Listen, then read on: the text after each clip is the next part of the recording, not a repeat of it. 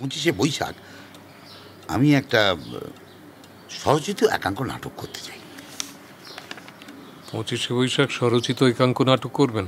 হ্যাঁ, মানে স্বরচিত মানে আমি তো মানে রবীন্দ্রনাথের সমস্ত সৃষ্টিকে একটা শ্রদ্ধা জানাবো। সমস্ত সৃষ্টিকে? হ্যাঁ, মানে সমস্ত সৃষ্টিকে মানে মানে সেই রকম নয়, মানে ধরুন গোড়ার সঙ্গে শ্রীকান্ত দেখা। কার? শ্রীকান্ত। আপনি রবীন্দ্রনাথের শ্রীকান্ত পড়েননি? না।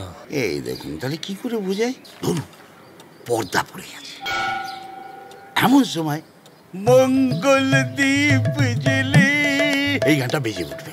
হ্যাঁ, মঙ্গল দ্বীপ জেলে? হ্যাঁ, রবীন্দ্রসঙ্গীত, মানে ওই মঙ্গল দ্বীপ জেলে ওই গানটা। ও আচ্ছা।